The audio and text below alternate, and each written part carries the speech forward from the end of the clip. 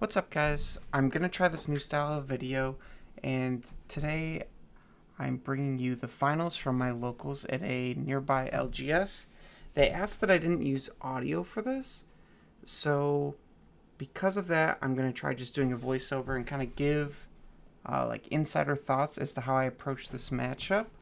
I'm on Dromai on the left versus a local on Azuri. It's pretty favored into Dromai Droma is pretty favored in this matchup, but I thought this was interesting because it was a more like go again focused Azuri deck. So I'll see if I can give any good insights. I obviously started a little slow just with the passing. Couldn't make any Ash, which stinks on turn one. But passing is still pretty important for my opponent to deal with, so I'm feeling kind of good. Also, if you guys, when you're watching this, if this speed is rough, let me know. I just didn't want to go through, there's so much dead time in a game of Fab that I'm speeding this up since I'm reliving it essentially. Okay, so this dagger, I'm just going to let it hit the wave. I don't really care. And then he kills passing, right? So my passing essentially just like time walked him, which was awesome for me. I'm sure my focus here is going to be to generate Ash. So Rabble for 4. And it looks like I have a CNC in hand, so I'm sure I'm just going to use that and make 2 Ash, pressure his arsenal. And yeah, exactly. So if I get the crown, I'm happy because it's so early in the game. This is 100% just for the Ash economy. And I got 2 isolates there, which is pretty good, in my opinion. Looks like I drew a no dragon hand, which kind of stinks in the matchup. And he is just pressuring my arsenal. Since I have the wave up, I am fighting over this. But yeah, my general game plan is, like, I'm just going to get more value with these dragons than he can handle. And all of his important threats are 6 attacks. So I kind of just get to do whatever I want. As long as I just walk the life totals down. So it looks like this is a Easter egg go again. Yep, taking 2. Sending Blaze Headlong. Like I'm saying, I'm just trying to chip him away. As long as he doesn't put on too much aggression towards me, I feel like I'm in the driver's seat for the whole matchup. And ending on a snatch. Let's go. I'm pretty sure this sent him into the tank here because obviously nobody wants to let you draw cards in any card game. But yeah, I'm obviously feeling pretty good. What was this, a 4 card? 8, can't do math. 4 card, 13? Am I right? 8 plus 5? Yeah. Oh, and I drew. He let it go. Didn't really see what I drew there. So, Chromai, Sweeping Blow, D-React in my hand, something else. Any damage like this that's vanilla while I'm at a high life total, probably above 20, I just don't care about. So, Give and Take's going to land. Clean answer for the 4 attack, and I put a Chromite to the bottom. I'm thinking I want to set up like a pretty strong late game if possible, but yeah, pair those Chromites at the bottom together in case we get down to that point. And that's probably a red dust up, which is good. So he just takes that, stops me from getting an Ash Ring, which is good. Park that D-React in my arsenal. And right, I'm up by a decent amount of life. Kind of just have the luxury to do whatever I want. 4 Ash, so whenever I get to a hand of a lot of dragons, I can just dump them. And this is a looking for scrap, I think that's called. 5 go again. Once again, vanilla damage. I'm just going to eat that all day. Same with Give and Take. Codex I stay insulated from by always trying to keep something in my arsenal. And I think he got Leave No Witness again. Yeah.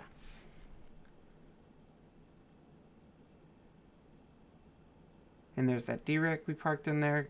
Keeps me safe. And I drew another one. That's disgusting.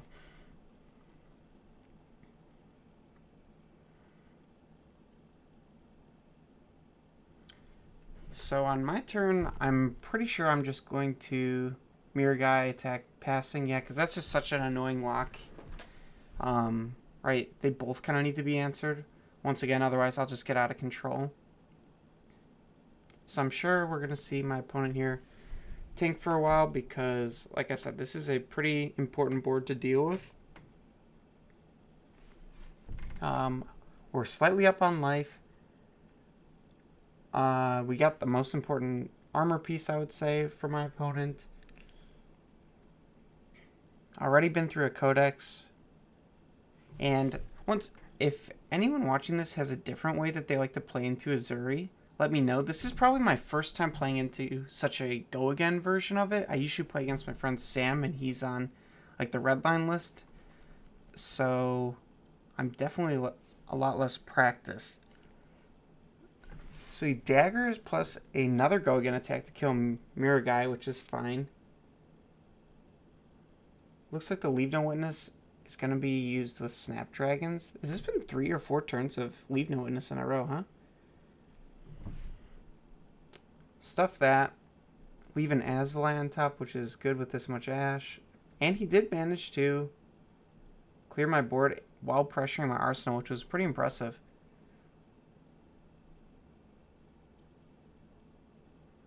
So play the Kyloria. It's important to play Blaze Headlong in case he has a popper, right? You don't want to like IP yourself. I don't like how that sounded after I said it, but whatever.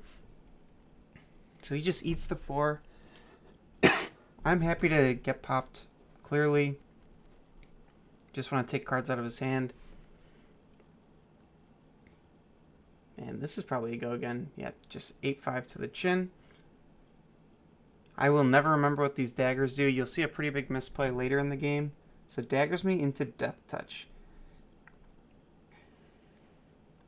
Do not like seeing Death Touch. But that's usually a card that can apply a lot of pressure, right? If he just Blood Rot Poxes me constantly. So stuff that with the D-React in my chest piece. And just continue the aggression. Continue to walk the life totals down. Just chipping away. Once again, another, what is that, Yellow Raging Onslaught? Interesting. Now this hand I just drew sucks ass. What is this, like Sweeping Blow is my only attack, and then it's all defensive? So hopefully my arsenal can apply some pressure here. I just pretty much always assume that it's going to be a 6 coming my way.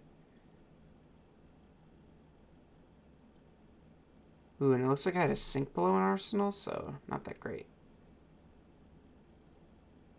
Oh no, it was the Asvalai, duh. Okay, sorry about that.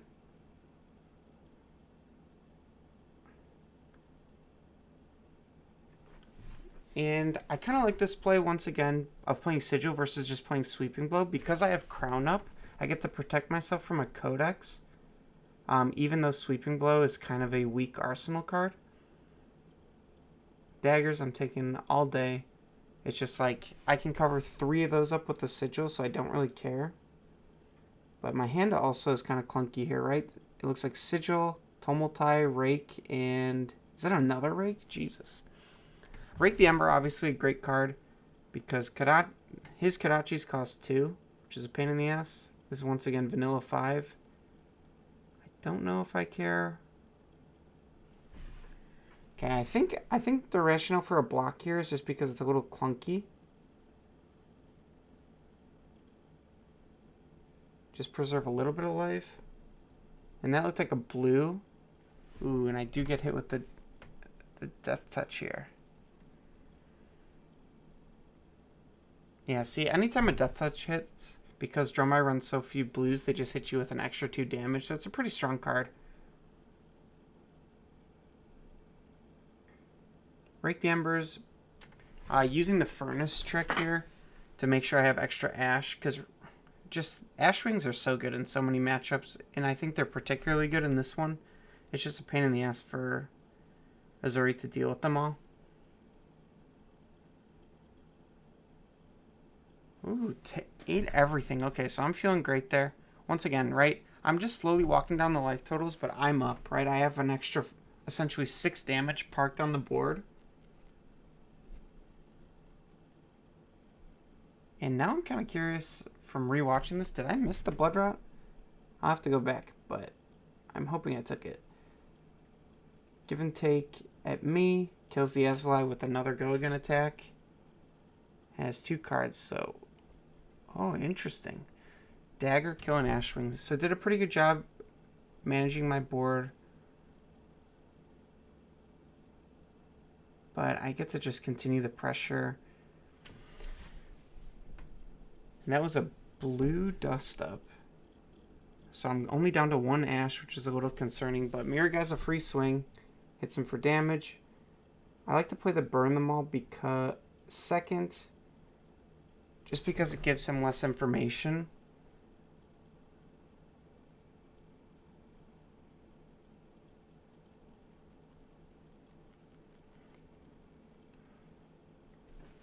Okay, so as the life totals get lower and lower, right, he needs to be more and more stressed. I'm feeling pretty good. I'm at 18, potentially 16 once again if I did forget that blood, but I don't think I did.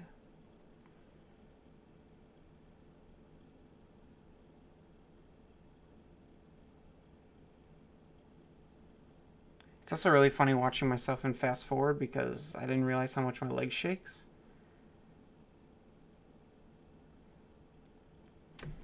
So it looks like my opponent has 3 cards in hand and 1 in arsenal. E-Strike, go again, kill Mirror Guy is very good.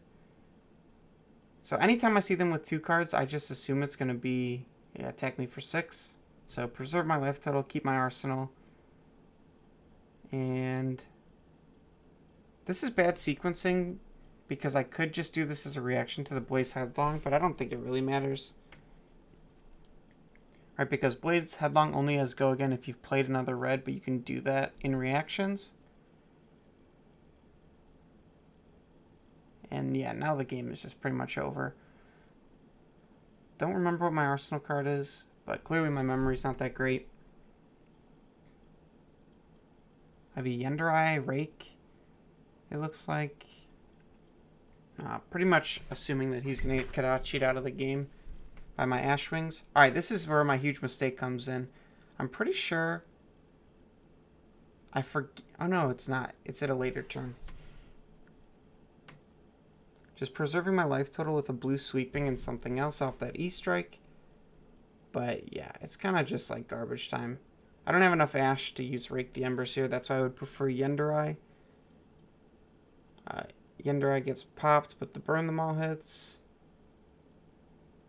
And I did not do the Burn Them All cleanup. So I think you're going to see one of my first 2 mistakes come through here. Where we'll be discussing like, hey, I don't think I did this, and I'll just put it to the graveyard.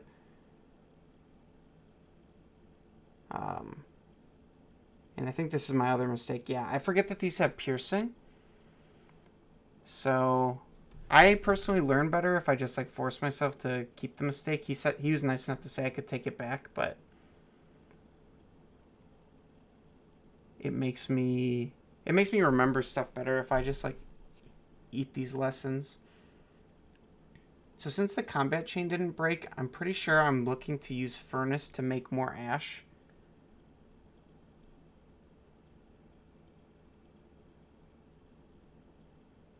Yeah.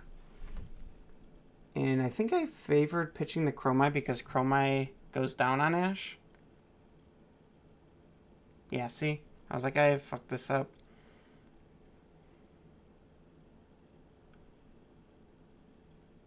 And he's being nice enough to say, no, no, no, you can keep it. If you did it.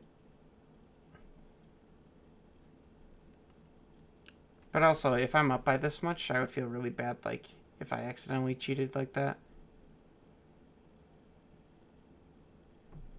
So I have Snapdragons. Here's the reason why this is threatening at all. I mean, I'll also use it too. So that's probably a dumb comment, but you know what I mean. Like, usually you could consider just letting your opponent draw, maybe just blocking, taking 1. He just sends 3 go again. Plus, here's the Codex. That beautiful card Codex. And I think it's really, really important as Drumite to just constantly defend your arsenal against any Codex deck. I feel like you have the luxury to compared to a lot of other strategies, so that's one thing I would hope people would take away from this. Because I feel like when I watch games, a lot of people just get completely destroyed by Codex. even when you have the opportunity to outplay it. Alright, so starting with the billowing, just going as wide as possible. I think, yeah, this is 5 draw card. He's at 2. I still have the option to use Snapdragons, but chose not to. Just set it up. I think the next turn is where I go for the kill.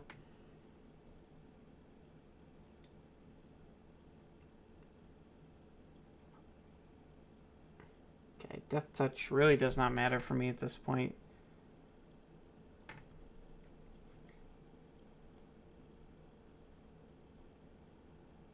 So I'm at 8 life. Mirror Guy is always great. Right, once again, it's just like a risk-free attack. It is threatening lethal. And I chose to go for Billowing over CNC here just because, once again, this is 2 attacks wide.